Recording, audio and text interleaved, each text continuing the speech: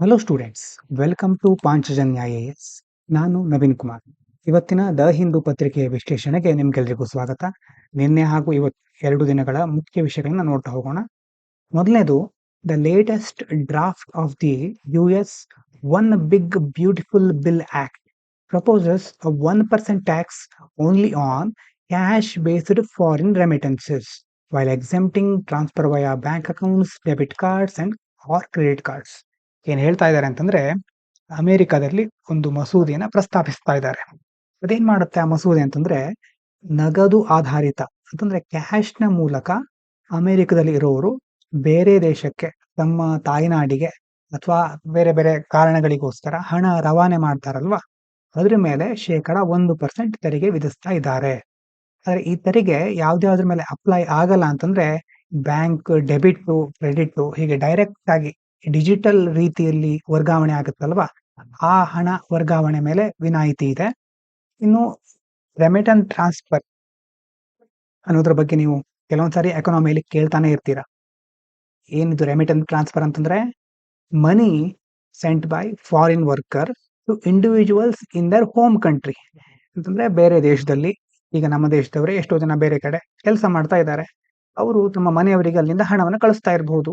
ಅದಕ್ಕೆ ವಿದೇಶಿ ಹಣ ರವಾನೆ ಅಂತ ಕರೀತೇವೆ, ರೆಮಿಟೆನ್ಸ್ ಅಂತ ಕರೀತೇವೆ. It is a key source of foreign exchange for countries like India, especially from NRIs in the US and Gulf nations. ಇವಾಗ ನಮ್ಮ ದೇಶಕ್ಕೆ ನೀವು ನೋಡಿದ್ರೆ ಜಾಗತಿಕವಾಗಿ ಹೆಚ್ಚು ರೆಮಿಟೆನ್ಸ್ ಬರೋದು ನಮ್ಮ ದೇಶಕ್ಕೆ US ನಿಂದ ಹಾಗೂ ಗಲ್ಫ್ ದೇಶಗಳಿಂದ ದೊಡ್ಡ ಮೊತ್ತದ ವಿದೇಶಿ ಹಣ ರವಾನೆ ಆಗ್ತಾ ಇರುತ್ತೆ. ಅಲ್ಲಿನ NRIಗಳು, ನಾನ್ ರೆಸಿಡೆಂಟ್ ಇಂಡಿಯನ್ಸ್ ಅಂತ ಕರಿತೇವೆ. ಅವರಿಗೆ ಯಾರು ಹಾಗಂದ್ರೆ, Indian citizen who resides outside India for employment, business or other purposes. NRI ಅಂತಂದ್ರೆ ಯಾರು ಅಂತಂದ್ರೆ, ವಿದೇಶದಲ್ಲಿ ನೆಲೆಸಿರುವಂತಹ ಭಾರತೀಯರು, ಅನಿವಾಸಿ ಭಾರತೀಯರು ಅಂತ ಹೇಳಬಹುದು. ಅವರು ಉದ್ಯೋಗ, ವ್ಯವಹಾರ ಮತ್ತೆ ಬೇರೆ ಬೇರೆ ಉದ್ದೇಶಗಳಿಗೋಸ್ಕರ ಅಲ್ಲಿ ಇರ್ತಾರೆ. ಮತ್ತೆ ಅವರು ನಮ್ಮ ದೇಶಕ್ಕೆ ವಾಪಸ್ಸು ಅಥವಾ ಕೆಲವೊಂದು ವಿಧಾನಗಳ ಮೂಲಕ ಹಣವನ್ನ ಕಳಿಸಬಹುದು. ಆ ರೀತಿ ಹಣ ಕಳಿಸಬೇಕಾದ್ರೆ ಈಗ ಕೆಲವೊಂದು ವಿಧಾನಗಳನ್ನ, ನಗದನ್ನ ನೇರವಾಗಿ ಹಣ, ಕ್ಯಾಶ್ ಅನ್ನ ಮನಿ ಆರ್ಡರ್ ಮಾಡೋದು ಅಂತ ಹೇಳ್ತೀವಲ್ವಾ, ಆ ರೀತಿಯ ಕೆಲವು ವಿಧಾನಗಳಿಗೆ ಅಮೆರಿಕ 1% ಟ್ಯಾಕ್ಸ್ ಹಾಕ್ಲಿಕ್ಕೆ ಮುಂದಾಗ್ತಾ ಇದೆ. ಮುಂದಿನ ವಿಚಾರ ನೋಡೋದಾದ್ರೆ, luxury fashion brand Prada acknowledged that its 2026 men's sandal designs were inspired by India's traditional GI tagged Kolhapuri chappals, prompting Maharashtra's trade body to move towards international patent protection. ಒಂದು ಪ್ರಾಡಾ ಅಂತ ಒಂದು brand ಇದೆ, ಪ್ರಾಡಾ ಅಂತ ಕರಿಬಹುದು ಅಂತ ನನಗೆ ಅನಿಸ್ತಾ ಇದೆ. ಅಂತಂದ್ರೆ ಬೇರೆ ಪ್ರೊನೌನ್ಸ್ ಮಾಡ್ತಾರ ನನಗೆ ಗೊತ್ತಿಲ್ಲ. ಪ್ರಾಡಾ ಅಂತಾನೆ ಹೇಳಿರ್ಬಹುದು ಹೆಚ್ಚಾಗಿ. ನಿಮ್ಗೆ ನೀವೇನಾದ್ರು ಕೇಳಿದ್ರೆ ಸಹ ನಿಮ್ಗೆ ಗೊತ್ತಿರಬಹುದು. ಒಂದು ದೊಡ್ಡ ಫ್ಯಾಷನ್ ಬ್ರ್ಯಾಂಡ್ ಇದು. ಯಾವ ದೇಶದ್ದು ಅಂತ ತಿಳ್ಕೊಂಡು ಕಮೆಂಟ್ ಮಾಡಿ.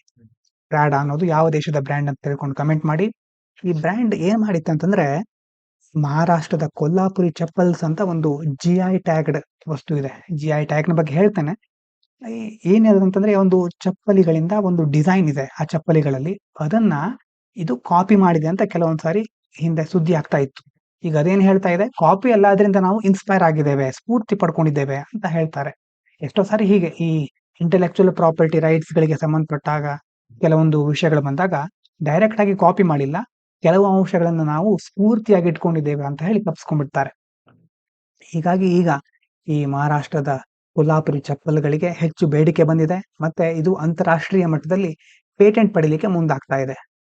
ಇದನ್ನ ನೋಡಿ, ನಮ್ಮ ದೇಶದ ಕೆಲವೊಂದು ಕರಕುಶಲ ವಸ್ತು ಅಥವಾ ಇಂತಹ ಕುಶಲಕರ್ಮಿಗಳ ಪರಂಪರೆ ಇದೆಯಲ್ವಾ, ಇದಕ್ಕೆ ಒಂದು ಜಾಗತಿಕ ವೇದಿಕೆ ಸಿಕ್ಕ ಹಾಗೆ ಈಗ ಒಂದು ಅವಕಾಶ, ಆ ಒಂದು ಮಟ್ಟಕ್ಕೆ ನಮ್ಮ ದೇಶದ ವಸ್ತುಗಳು ತಲುಪ್ತಾ ಇವೆ. ಇನ್ನು ಕೊಲ್ಹಾಪುರಿ ಚಪ್ಪಲ್ಸ್ ಅಂತಂದ್ರೆ traditional handmade leather slippers. ನೋಡಿ, ಇದು ಕೈಯಿಂದ ತಯಾರಿಸೋದು, ಹ್ಯಾಂಡ್ ಮೇಡು, ಸಾಂಪ್ರದಾಯಿಕ ಮತ್ತೆ ಚರ್ಮದ ಪಾದರಕ್ಷೆ from Maharashtra with geographical indication status, GI tag ಅಂತ ಕೊಡ್ತಾರೆ. Representing centuries old Indian artisanal heritage in global fashion and commerce. ಅಂದ್ರೆ ಜಾಗತಿಕ ಮಟ್ಟದಲ್ಲಿ ತುಂಬಾ ಈ ಒಂದು ನಮ್ಮ ದೇಶದ ಕೊಲ್ಹಾಪುರಿ ಚಪ್ಪಲ್ ಅನ್ನೋದನ್ನ ಅವರು ಕಾಪಿ ಮಾಡ್ತಾ ಇದ್ದಾರೆ ಅಂತಂದ್ರೆ ಎಷ್ಟು ಒಳ್ಳೆ ವಿನ್ಯಾಸ ಇರಬಹುದು ಇದಕ್ಕೆ ಅಂತ ನಾವು ಯೋಚನೆ ಮಾಡಬಹುದು. ಇನ್ನು GI ಟ್ಯಾಗ್ ಅಂತಂದ್ರೆ ಏನು? Legal protection given to products that originate from a specific place and possess qualities or reputation due to that origin. ಈಗ ಮೈಸೂರು ಪಾಕ್ ಅಂತ ಕೇಳಿರ್ತೀರಿ, ಅಂತಂದ್ರೆ ಅದು ಮೈಸೂರಿನಿಂದ ಮುಖ್ಯವಾಗಿ ಬಂದಿರುವಂತದ್ದು. ಅಂದ್ರೆ ಪಾಕ, ಇಲ್ಲಿ ಪಾಕ ಅಂತ ಹೇಳೋದು ಆ ಒಂದು ಅಡುಗೆಯಲ್ಲಿ ಬಳಸ್ತಾ ಇರತಕ್ಕಂಥ ಒಂದು ರಸಪಾಕ ಅಂತ ಹೇಳ್ತೀವಲ್ವ, ಆ ರೀತಿ. ಮೈಸೂರು ಪಾಕ್ ತರಾನೇ ಕೆಲವೊಂದು ಪ್ರದೇಶಗಳಿಂದ ಒಳ್ಳೊಳ್ಳೆ ವಸ್ತುಗಳು, ಉತ್ಪನ್ನಗಳು ಆ ಒಂದು ರೀಜನ್‌ಗೆ ಸೇರ್ಕೊಂಡು ಅಲ್ಲಿಂದಾನೇ ಹುಟ್ಟಿರುತ್ತೆ. ಅಲ್ಲಿನ ಸಂಪ್ರದಾಯವನ್ನ, ಸಂಸ್ಕೃತಿಯನ್ನ ಪ್ರತಿಬಿಂಬಿಸ್ತಾ ಇರುತ್ತೆ. ಅಂತ ಕೆಲವೊಂದು ಅಮೂಲ್ಯವಾದಂತಹ ವಸ್ತುಗಳಿಗೆ ಅಥವಾ ಯಾವುದಾದ್ರೂ ಒಂದು ಉತ್ಪನ್ನಗಳಿಗೆ ಏನ್ ಕೊಡ್ತಾರೆ, GI ಟ್ಯಾಗ್ ಅನ್ನ ಕೊಡ್ತಾರೆ. ಆ ನಿರ್ದಿಷ್ಟ ಪ್ರದೇಶದಲ್ಲಿ ತಯಾರಾಗುತ್ತೆ ಅವು. ಮತ್ತೆ ವಿಶೇಷ ಗುಣಗಳು ಮತ್ತೆ ಖ್ಯಾತಿ ಇರುತ್ತೆ ಆ ವಸ್ತುಗಳಿಗೆ, ಉತ್ಪನ್ನಗಳಿಗೆ. ಇದನ್ನ ಭೌಗೋಳಿಕ ಸೂಚ್ಯಂಕ ಅಂತ ಸಹ ಕರೀತಾರೆ. ಇದು ನೋಡಿ, ಈ ಯಾವ ಒಂದು ಕಾಯ್ದೆ ಇದರಲ್ಲಿ ಬರೋದು, ಭೌಗೋಳಿಕ ಸೂಚ್ಯಂಕ ಅಥವಾ ಸೂಚಕ, ನೋಂದಣಿ ಮತ್ತೆ ರಕ್ಷಣೆ, ಇದಕ್ಕೆ ಸಂಬಂಧಪಟ್ಟಂತ ಒಂದು ಕಾಯ್ದೆ ಇದೆ 1999. ಇದರ ಅಡಿಯಲ್ಲಿ ಇದಕ್ಕೆ ಸಂಬಂಧಪಟ್ಟಂತ ಎಲ್ಲಾ ಕ್ರಮಗಳನ್ನ ನಿಯಂತ್ರಿಸ್ತಾರೆ. ಇನ್ನು ಮುಂದಿನ ವಿಚಾರ, SCREA study found that secondary pollutants, especially ammonium sulfate formed from sulfur dioxide and ammonia, contribute around 1/3 of India's PM 2.5 air pollution, with coal-fired thermal plants as the major source. ಏನ್ ಹೇಳ್ತಾ ಇದ್ದಾರೆ, ಒಂದು ಸಂಸ್ಥೆ ಇದೆ, ಯಾವುದು, centre for Research on Energy and Clean Air ಅಂತ. ಈ ಸಂಸ್ಥೆ ಒಂದು ಅಧ್ಯಯನ ಮಾಡಿದೆ. ಅಧ್ಯಯನದ ಪ್ರಕಾರ ಈ PM 2.5 ವಾಯು ಮಾಲಿನ್ಯ, ಏನಿದು PM 2.5, ಒಂದು ಸಿಂಪಲ್ ಆಗಿ ಡೆಫಿನೇಷನ್ ಸಿಕ್ಕಿದ್ರೆ ಅದನ್ನ ಕಮೆಂಟ್ ಅಲ್ಲಿ ಹಾಕಿ.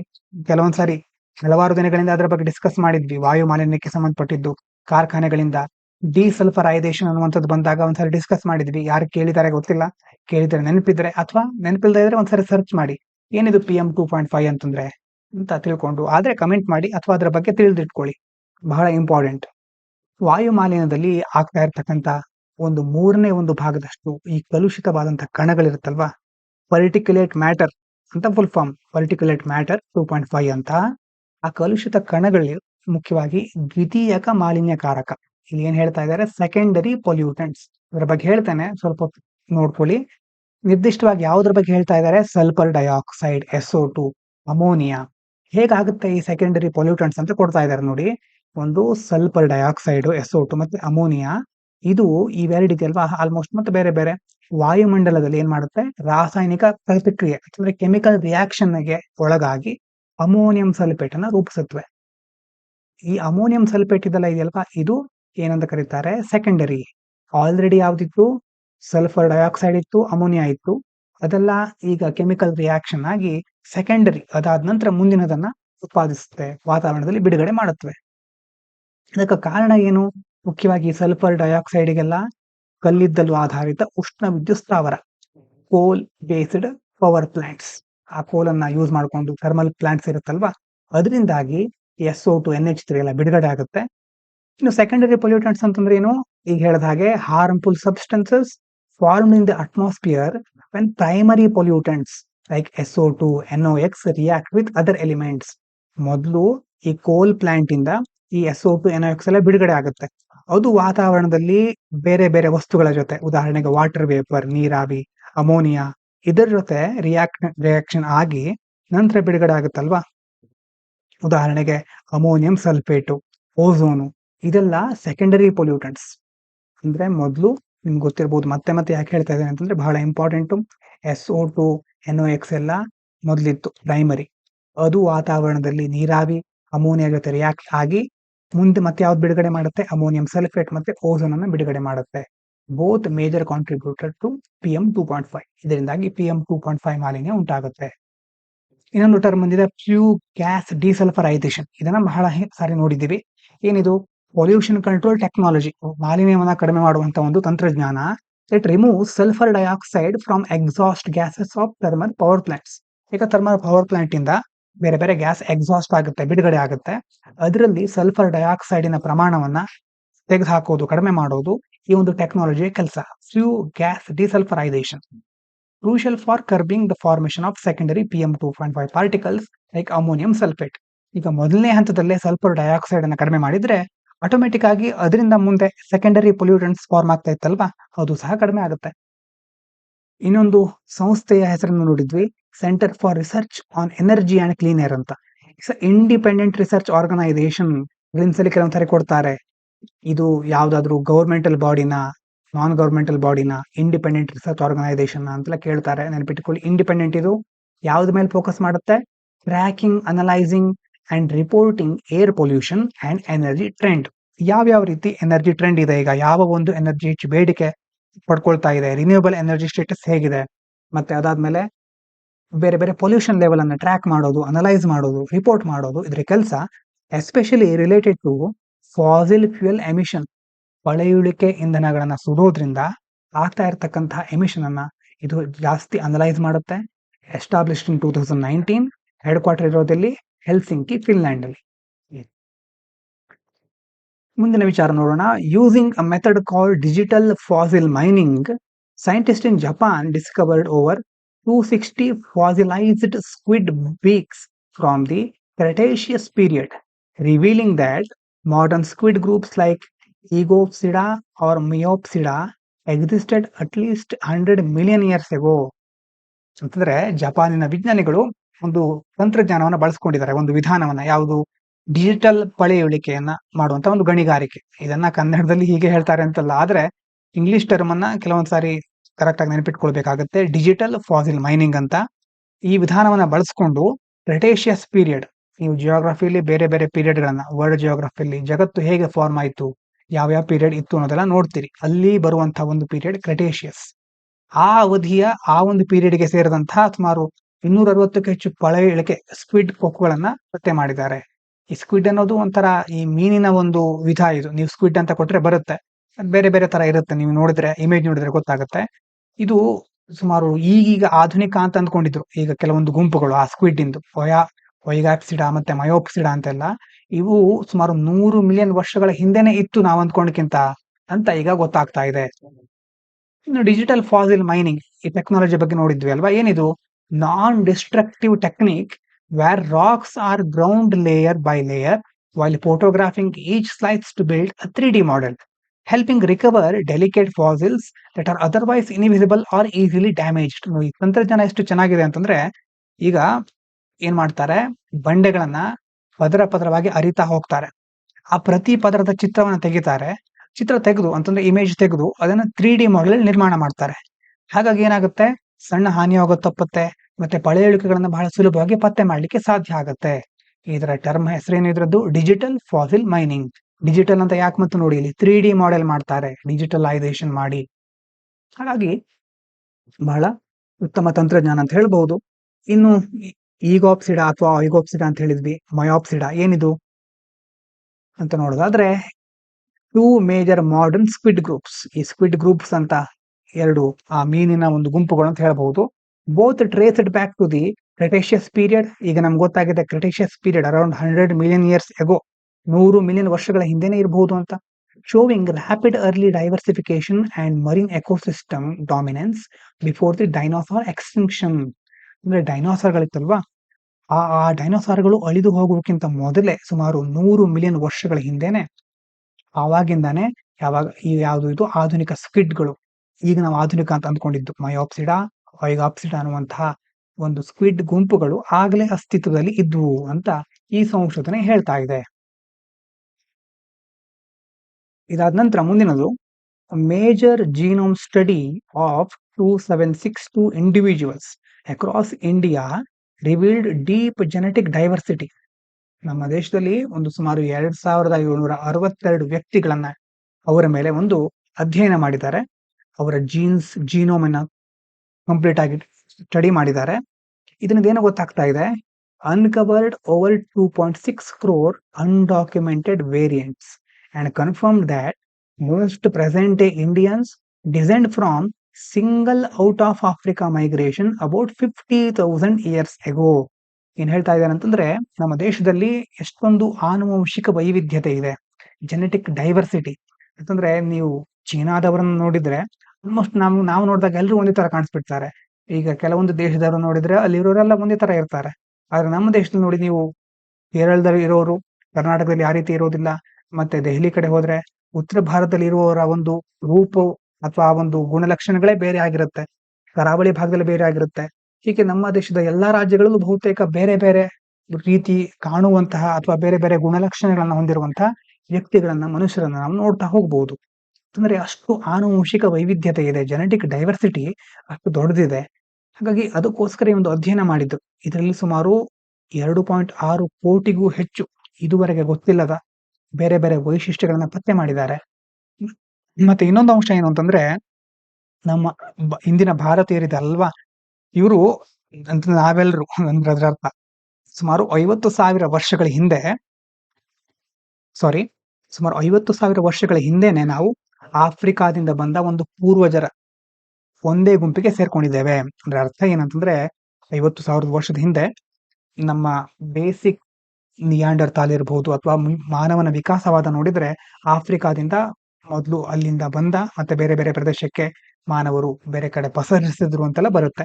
ಈಗ ನಾವು ಸಹ 50,000 ವರ್ಷದ ಹಿಂದೆ ಅಲ್ಲಿರುವಂತ ಒಂದೇ ಪೂರ್ವಜರ ಗುಂಪಿನಿಂದ ಜನಿಸಿದ್ದೇವೆ ಅಂತ ನಿಧಾನವಾಗಿ ಬೇರ್ಪಡ್ತಾ ಹೋಗಿದ್ದೇವೆ. ಬೇರೆ ಬೇರೆ ಕವಲುಗಳು ಆಗ್ತಾ ಇದೆ ಅದರಲ್ಲಿ ಅಂತ ಈ ಸಂಶೋಧನೆಯಲ್ಲಿ ಗೊತ್ತಾಗಿದೆ.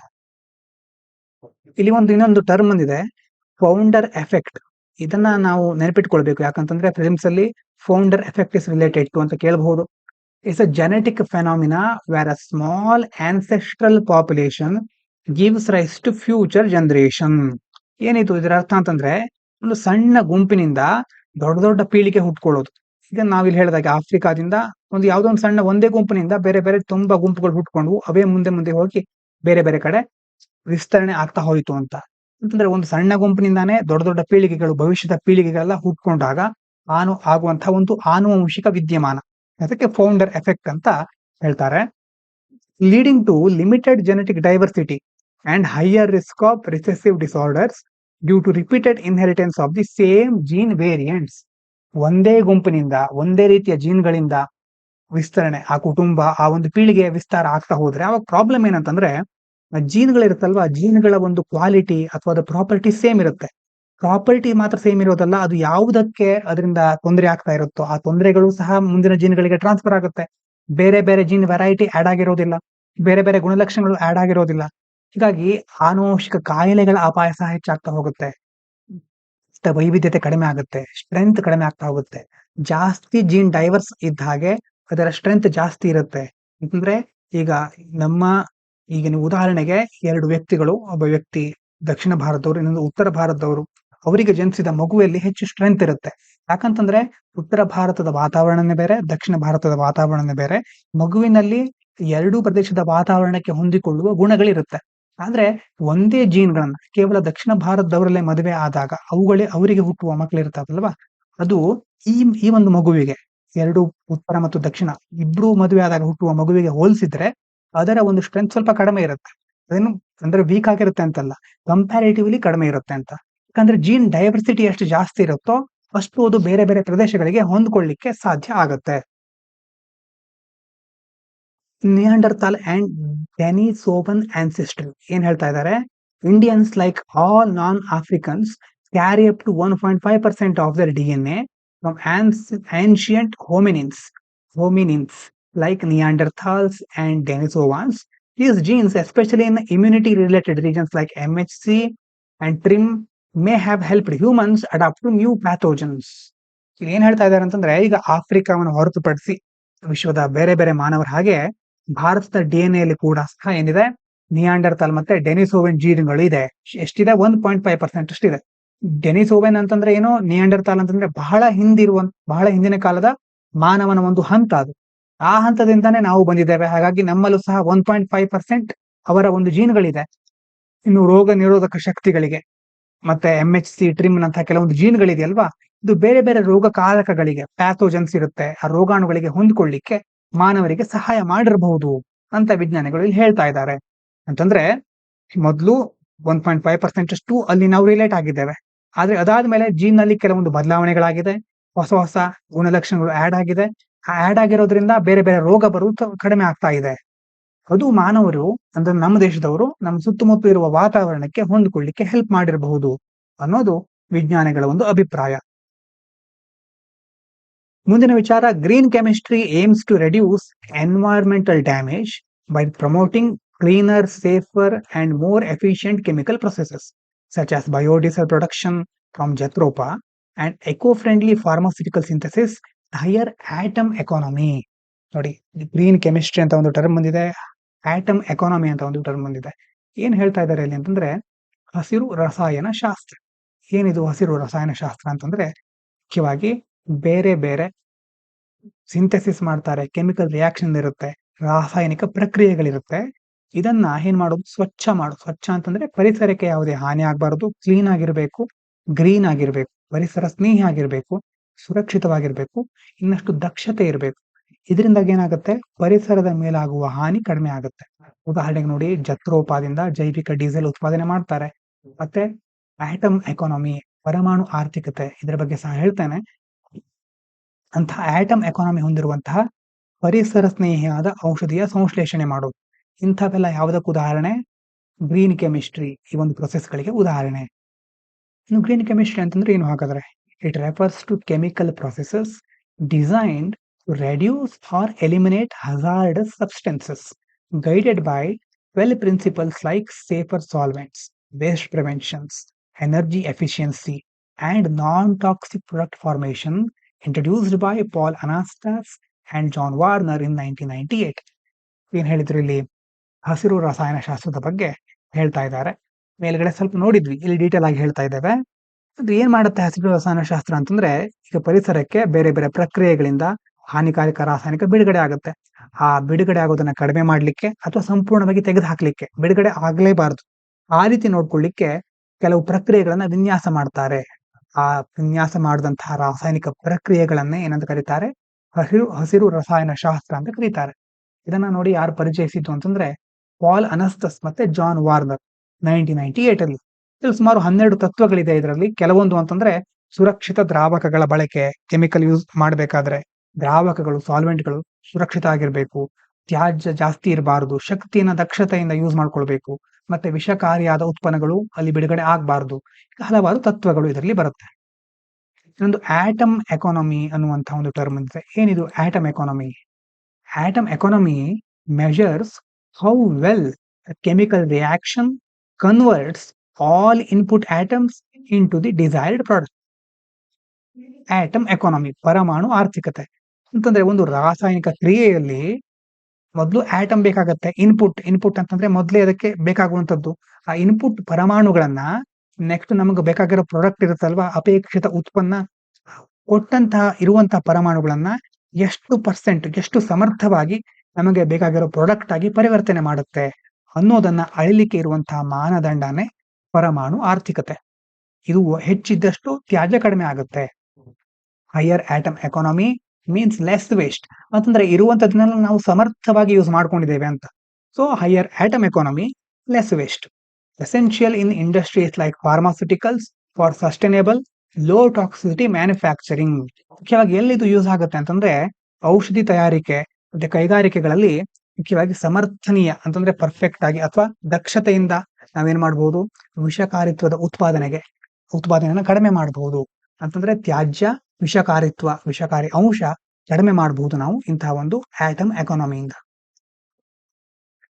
ಮುಂದಿನ ವಿಚಾರ, the registrar general of India has notified States that administrative boundary changes must be completed by December 31, 2025 ahead of the digital first house listing phase of census 2027, tentatively beginning on April 1, 2026. ಇದರ ಬಗ್ಗೆ ಕೆಲವು ದಿನಗಳಿಂದ ನೋಡಿದ್ವಿ, ನೆನಪಾಗ್ತಾ ಇದೆಯಾ? Digital ಆಧಾರಿತ ಜನಗಣತಿ ಮಾಡ್ಲಿಕ್ಕೆ ಹೊರಟಿದ್ದಾರೆ. ಮೊದಲೇ ಹಂತ ಯಾವುದು, ಮನೆಗಳನ್ನ ಪಟ್ಟಿ ಮಾಡೋದು. ಇದಕ್ಕೆ ಮೊದಲೇ ಡಿಸೆಂಬರ್ 31, ಈ ವರ್ಷದ 2025 ಡಿಸೆಂಬರ್ 31 ಒಳಗೆ ಮುಖ್ಯವಾಗಿ ಎಲ್ಲಾ ಆಡಳಿತಾತ್ಮಕ ಗಡಿ ಬದಲಾವಣೆಗಳನ್ನ ಪೂರ್ಣಗೊಳಿಸಬೇಕು. ಮೊನ್ನೆ ಹೇಳಿದ್ವಿ ಅನ್ಸುತ್ತಲ್ವಾ, ಡಿಲಿಮಿಟೇಷನ್, ಕ್ಷೇತ್ರ ಮರು ವಿಂಗಡಣೆ ಅನ್ನುವಂತ ಒಂದು ಟರ್ಮ್ ಬಂದಿತ್ತು. ಕರೆಕ್ಟ್ ಆಗಿ ಎಲ್ಲ ಸೆಟ್ ಮಾಡೋದು, ಫ್ರೀಸ್ ಮಾಡೋದು ಅಂತ ಹೇಳಿದ್ವಿ. ಹೀಗೆ ಮಾಡಬೇಕು ಅಂತ ರಿಜಿಸ್ಟ್ರಾರ್ ಜನರಲ್ ಆಫ್ ಇಂಡಿಯಾ ಅವರು ಸೂಚನೆಯನ್ನ ನೀಡ್ತಾ ಇದೆ.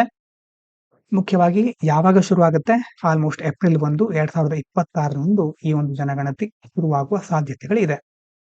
ಇನ್ನು house listing and house schedule, ಇದರಲ್ಲಿ ಫಸ್ಟ್ ಫೇಸ್ ಅಂತ ನಿಮ್ಗೆ ನೆನಪಿರಬಹುದು, HLO, house listing, first phase of the census, in which enumerators list all buildings and houses, assign them unique numbers, and collect information on housing conditions, forming the basis for second population enumeration phase. ಮೊದಲನೇ ಹಂತದಲ್ಲಿ ಏನ್ ಮಾಡ್ತಾರೆ, ಎಲ್ಲಾ ಕಟ್ಟಡಗಳನ್ನ, ಮನೆಗಳನ್ನ ಪಟ್ಟಿ ಮಾಡಿ ಅವುಗಳಿಗೆ ವಿಶಿಷ್ಟವಾದ number ಅನ್ನು ಕೊಡ್ತಾರೆ. ಮತ್ತೆ ಆ ವಸತಿ ಪರಿಸ್ಥಿತಿಗಳ ಬಗ್ಗೆ ಮಾಹಿತಿ ಸಂಗ್ರಹಣೆ ಮಾಡ್ತಾರೆ. ಮತ್ತೆ ಇದರಿಂದಾಗಿ ನೆಕ್ಸ್ಟ್ ಫೇಸ್ ಅನ್ನ ಈಸಿಯಾಗಿ ಮಾಡ್ಲಿಕ್ಕೆ ಸಾಧ್ಯ ಆಗುತ್ತೆ. ಯಾವ್ದು ನೆಕ್ಸ್ಟ್ ಫೇಸ್ ಅಲ್ಲಿ ಏನ್ ಮಾಡ್ತಾರೆ, ಜನಸಂಖ್ಯೆನ ಡೀಟೇಲ್ ಆಗಿ ಗಣತಿಯನ್ನ ಮಾಡೋದು. Freezing of administrative boundaries. ಹೀಗಂದ್ರೆ ನೆನಪಿರಬಹುದು ನಿಮ್ಗೆ, ಬಿಫೋರ್ ಎವ್ರಿ ಸೆನ್ಸಸ್, ಪ್ರತಿ ಜನಗಣತಿಯ ಮೊದಲು ಬೌಂಡ್ರೀಸ್ ಆಫ್ ಡಿಸ್ಟ್ರಿಕ್ಟ್, ಜಿಲ್ಲೆಗಳು, ತಹಶೀಲ್ಗಳು, ತಾಲೂಕು and police stations are frozen. ರಾಜ್ಯಗಳಲ್ಲಿರುವಂತಹ ಜಿಲ್ಲೆ, ತಾಲೂಕು ಮತ್ತೆ ಪೊಲೀಸ್ ಸ್ಟೇಷನ್ ಬೌಂಡ್ರಿಗಳನ್ನ ಫ್ರೀಸ್ ಮಾಡ್ತಾರೆ, ಅದನ್ನ ನಿಗದಿಪಡಿಸ್ತಾರೆ. To ensure consistency during enumeration. ಯಾಕೆ ಹೀಗೆ ಮಾಡ್ತಾರೆ? ಪದೇ ಪದೇ ಆ ವ್ಯಾಪ್ತಿ ಚೇಂಜ್ ಆಗ್ತಾ ಇದ್ರೆ ಕನ್ಸಿಸ್ಟೆನ್ಸಿ ಇರೋದಿಲ್ಲ. ಚೇಂಜ್ ಆಗ್ತಾ ಇದ್ದ ಹಾಗೆ ಡೀಟೇಲ್ಗಳಲ್ಲಿ ವ್ಯತ್ಯಾಸಗಳಾಗಬಹುದು. So no changes are allowed after the cut off date to maintain comparability and accuracy of data. ಈಗ ಡೇಟ್ ಕೊಟ್ಟಿದ್ದಾರೆ, ನೆನಪಾಗ್ತಾ ಇದೆ ಯಾವ ಡೇಟು? ಆ ಡೇಟ್ ನೆನಪು ಮಾಡ್ಕೊಳ್ಳಿ. ಆ ಡೇಟ್ ಒಳಗೆ ಎಲ್ಲ ಮೊದಲೇ ನಿಗದಿ ಆಗ್ಬಿಡ್ಬೇಕು. ಅದಾದ್ಮೇಲೆ ಮತ್ತೆ ಚೇಂಜ್ ಆಗ್ತಾ ಇರಬಾರ್ದು. ಹಾಗಾದಾಗ ಮಾತ್ರ ಏನಾಗುತ್ತೆ, ಡೇಟಾ ಅಕ್ಯುರಸಿ, ಮಾಹಿತಿಯ ಒಂದು ನಿರ್ದಿಷ್ಟತೆಯನ್ನ ಚೆನ್ನಾಗಿ ನಾವು ಮಾಡ್ಕೊಳ್ಳಿಕ್ಕೆ ಚೆನ್ನಾಗಿ ನಿರ್ವಹಿಸ್ಲಿಕ್ಕೆ ಸಾಧ್ಯ ಆಗುತ್ತೆ. ಅದಾದ ನಂತರ ಯಾವುದೇ ಬದಲಾವಣೆ ಮಾಡೋದಿಲ್ಲ. ಹಾಗಾಗಿ ನಿಖರತೆಯನ್ನ ಸಾಧಿಸಿಕೊಳ್ಳಿಕ್ಕೆ ಇದರಿಂದ ಸಾಧ್ಯ ಆಗುತ್ತೆ. ಇನ್ನು ಮುಂದಿನ ವಿಚಾರ, scientist have discovered that Botrytis cinerea. ನೋಡಿ, ಇದು ಹೀಗೆ ಹೇಳ್ತಾರೆ ಅಂತಲ್ಲ, ಆದ್ರೂ ನೆನ್ಪಿಟ್ಕೊಳ್ಳಿ, Botrytis cinerea, noble rot and Sclerotinia sclerotiorum fungi, ಶಿಲೀಂಧ್ರ ಇದು, cannot be cloned because their chromosomes are split across multiple nuclei. No single nucleus contains full genome set, challenging fundamental principles of chromosome biology. ಇಷ್ಟು ದಿನ ಏನಾಗ್ತಾ ಇತ್ತು ಅಂತಂದ್ರೆ, ಯಾವುದೇ ಜೀವಿಯನ್ನ ನಾವು consider ಮಾಡಿದ್ರೆ ನ್ಯೂಕ್ಲಿಯಸ್ ಅಂತ ಇರುತ್ತೆ. ನ್ಯೂಕ್ಲಿಯಸ್ ಅಂತಂದ್ರೆ ಕೋಶ ಕೇಂದ್ರ. ಆ ಕೋಶ ಕೇಂದ್ರದಲ್ಲಿ ಕ್ರೋಮೋಸೋಮ್ಗಳು ಇರ್ತಿತ್ತು, ಕಂಪ್ಲೀಟ್ ಕ್ರೋಮೋಸೋಮ್ ಸೆಟ್ ಇರ್ತಾ ಇತ್ತು. ಆದ್ರೆ ವಿಜ್ಞಾನಿಗಳಿಗೆ ಈಗ ಗೊತ್ತಾಗಿರೋದು ಏನಂತಂದ್ರೆ, ಇಲ್ಲಿ ಎರಡು ಕೊಟ್ಟಿದ್ದಾರೆ, ಬಾಟ್ರಿಟಿಸ್ ಸಿನೆರಿಯಾ, ಸ್ಕ್ಲೆರೋಟಿನಿಯಾ ಸ್ಕ್ಲೆರೋಟಿಯೋರಮ್. ಈ ಶಿಲೀಂಧ್ರಗಳನ್ನ ಕ್ಲೋನ್ ಮಾಡ್ಲಿಕ್ಕೆ ಸಾಧ್ಯ ಆಗ್ತಿಲ್ಲ. ಯಾಕಂತಂದ್ರೆ ಆ ಒಂದು ನ್ಯೂಕ್ಲಿಯಸ್, ಅವುಗಳ ನ್ಯೂಕ್ಲಿಯಸ್ ನಲ್ಲಿ ಕಂಪ್ಲೀಟ್ ಕ್ರೋಮೋಸೋಮ್ ಸೆಟ್ ಇಲ್ಲ, ವರ್ಣತಂತುಗಳು ಇಲ್ಲ. ಯಾಕಂತಂದ್ರೆ ಅದು ಒಂದೇ ನ್ಯೂಕ್ಲಿಯಸ್ ಅಲ್ಲ, ಬೇರೆ ಬೇರೆ ನ್ಯೂಕ್ಲಿಯಸ್ ನಲ್ಲಿ ಹರಡ್ಕೊಂಡು ಬಿಟ್ಟಿದೆ. ವಿಭಜನೆ ಆದಾಗ ನ್ಯೂಕ್ಲಿಯಸ್ ಅನ್ನೇ ತೆಗೆದುಕೊಂಡು ಕ್ಲೋನ್ ಮಾಡ್ಲಿಕ್ಕೆ ಆಗ್ತಾ ಇಲ್ಲ, ಬೇರೆ ಬೇರೆ ಕಡೆ ಹರಡ್ಕೊಂಡಿರೋದ್ರಿಂದ ವಿಜ್ಞಾನಿಗಳು ಇದನ್ನ ಇನ್ನೂ ತನಕ ಗಮನಿಸಿರ್ಲಿಲ್ಲ. ಅಂತಂದ್ರೆ ಇದು ಗೊತ್ತಿರ್ಲಿಲ್ಲ ಈ ತರ ಇರುತ್ತೆ ಅಂತ. ಹಾಗಾಗಿ ಇದು ಜೀವಶಾಸ್ತ್ರದ ಮೂಲಭೂತ ತತ್ವಗಳಿಗೆ ಒಂದು ಸವಾಲು ಅಂತ ಹೇಳ್ತಾ ಇದ್ದಾರೆ. ಇನ್ನು ನಾಬಲ್ ರಾಟ್, ಬಾಟ್ರಿಟಿಸ್ ಸಿನೆರಿಯಾ ಅಂತ ಹೇಳಿದ್ವಲ್ವಾ, ಬೆನಿಫಿಷಿಯಲ್ ಫಂಗಲ್ ಇನ್ಫೆಕ್ಷನ್ ಅಂತಂದ್ರೆ ಒಂದು ಉಪಯೋಗ, ಮನುಷ್ಯನಿಗೆ ಉಪಯೋಗವಾಗುವಂತಹ ಒಂದು ಫಂಗಲ್ ಇನ್ಫೆಕ್ಷನ್ ಬಾಟ್ರಿಟಿಸ್ ಸಿನೆರಿಯಾ ಇಂದ ಬರೋದು. That dehydrates grapes to concentrate sugars and flavours. ಇದೇನ್ ಮಾಡುತ್ತೆ ಈ ಫಂಗಸ್ ಅಂತಂದ್ರೆ, ಈಗ ದ್ರಾಕ್ಷಿಗಳನ್ನ ನಿರ್ಜಲೀಕರಣಗೊಳಿಸೋದು, ಅದರಲ್ಲಿರುವ ನೀರನ್ನ ತೆಗೆದುಹಾಕೋದು. ನೀರು ತೆಗೆದುಹಾಕಿದಾಗ ಆ ಸಕ್ಕರೆ ಮತ್ತೆ ಸುವಾಸನೆ ಇರುತ್ತಲ್ವಾ, ಅದು ಆ ದ್ರಾಕ್ಷಿಯಲ್ಲಿ ಜಾಸ್ತಿ ಆಗುತ್ತೆ, ನೀರಿನ ಅಂಶ ಹೊರಗಡೆ ಹೋಗ್ಬಿಟ್ಟಿರುತ್ತೆ. ಹಾಗಾಗಿ ಆ ಒಂದು ಪ್ರಕ್ರಿಯೆ ಮಾಡ್ಲಿಕ್ಕೆ ಈ ಶಿಲೀಂಧ್ರ ಬಹಳ important. Enabling production of rare high quality sweet wines like Sauternes and Tokaji. ಇದು ಎಲ್ಲಿ ಯೂಸ್ ಆಗುತ್ತೆ ಅಂತಂದ್ರೆ, ಸಾಟರ್ನೆಸ್, ಟೊಕಾಜಿನ್ ಅಂತ ಉತ್ತಮ ವೈನ್ಗಳನ್ನ, ಸಿಹಿ ವೈನ್ಗಳನ್ನ ತಯಾರು ಮಾಡಬೇಕಾದ್ರೆ ಈ ಒಂದು ಫಂಗಸ್ ಗಳನ್ನ, ಶಿಲೀಂಧ್ರಗಳನ್ನ ಬಳಸ್ತಾರೆ. ಮಾನವರು ಇದನ್ನ ತಮ್ಮ ಉಪಯೋಗಕ್ಕಾಗಿ ಬಳಸ್ಕೊಳ್ತಾರೆ. ಇನ್ನೊಂದು ಆಸ್ಕೋಪೋರಸ್ ಮತ್ತೆ ಆಸ್ಕೋಮೈಸಿಟಿಸ್ ಅಂತ ಎರಡಿದೆ. ಮತ್ತೊಂದು ಇದು ಸಹ ಏನು, major fungal group that reproduces via ascospores, cells formed inside sac-like ascus during mating in Botrytis and Sclerotinia. Each ascospores contain two nuclei with partial, not complete, chromosome sets, an exception to typical fungal genetics. ಮೊದಲೇ ಹೇಳಿದಾಗೆ ಏನಾಗ್ತಾ ಇದೆ ಅಂತಂದ್ರೆ, ಇಲ್ಲಿ ಎರಡು ಗುಂಪುಗಳಿದೆ. ಅಸ್ಕೋಸ್ಪೋರ್ಸ್ ಅಂತಂದ್ರೆ ಇದನ್ನ ಹೀಗೆ ಪ್ರೊನೌನ್ಸ್ ಮಾಡ್ತಾರೆ ಅಂತ ಅಂದ್ಕೊಂಡಿದ್ದೇನೆ. ಅಸ್ಕೋಸ್ಪೋರ್ಗಳು ಮತ್ತೆ ಅಸ್ಕೋಮೈಸೆಟ್ಗಳು, ಶಿಲೀಂಧ್ರಗಳ ಒಂದು ಗುಂಪು. ಅವು ಸಂಯೋಗ ಆಗ್ಬೇಕಾದ್ರೆ ಒಂದು ಅಸ್ಕಸ್ ಅಂತ ಒಂದು ಚೀಲದಂತ ಒಂದು ರಚನೆ ಇರುತ್ತೆ, ಅದರ ಮೂಲಕ ಸಂತಾನೋತ್ಪತ್ತಿ ಮಾಡುತ್ತವೆ. ಅಂದ್ರೆ ಈಗ ನೋಡಿ, ಪೂರ್ಣವಾದ ವರ್ಣತಂತು ಗುಂಪು ಅಂತಂದ್ರೆ ಅವಾಗ ಹೇಳಿದಾಗೆ ಕಂಪ್ಲೀಟ್ ಕ್ರೋಮೋಸೋಮ್ ಸೆಟ್ ಇಲ್ಲ. ಹಾಗಾಗಿ ಎರಡು ನ್ಯೂಕ್ಲಿಯಸ್ ಇದೆ, ಆ ಎರಡು ನ್ಯೂಕ್ಲಿಯಸ್ ಗಳಲ್ಲಿ ಕ್ರೋಮೋಸೋಮ್ ಸೆಟ್ ಡಿವೈಡ್ ಆಗಿರುತ್ತೆ. ಹಾಗಾಗಿ ಇದು ಸಾಮಾನ್ಯ ಒಂದು ಶಿಲೀಂಧ್ರ ತಳಿ ಶಾಸ್ತ್ರ ಅಂತ ಹೇಳ್ತೀವಲ್ವಾ, ಶಿಲೀಂಧ್ರಗಳನ್ನ, ಫಂಗಸ್ ಗಳನ್ನ ಸ್ಟಡಿ ಮಾಡುವಂತಹ ಒಂದು ಅಧ್ಯಯನ ವಿಭಾಗ. ಅದರಲ್ಲಿ ಇಷ್ಟು ದಿನ ಈ ರೀತಿಯಾಗಿರುವಂತಹ ಒಂದು ವೈವಿಧ್ಯತೆ ಕಂಡು ಬಂದಿರಲಿಲ್ಲ. ಈಗ ವಿಜ್ಞಾನಿಗಳು ಇದನ್ನ ಕಂಡುಕೊಂಡಿದ್ದಾರೆ. ಹಾಗಾಗಿ ಇವಿಷ್ಟು ಇವತ್ತಿನ ಮುಖ್ಯವಾದ ವಿಚಾರಗಳು. ವೊಕ್ಯಾಬ್ಯುಲರಿ ಹಾಗೂ ಇದಕ್ಕೆ ಸಂಬಂಧಪಟ್ಟಂತಹ MCQ ಗಳನ್ನ ನಾಳೆ ಕೊಡ್ತೇನೆ. ನಾಳೆ ಮತ್ತೆ ಕಂಟಿನ್ಯೂ ಮಾಡೋಣ. ಎಲ್ರಿಗೂ ಧನ್ಯವಾದಗಳು. ಇದು ಪಾಂಚಜನ್ಯ IAS.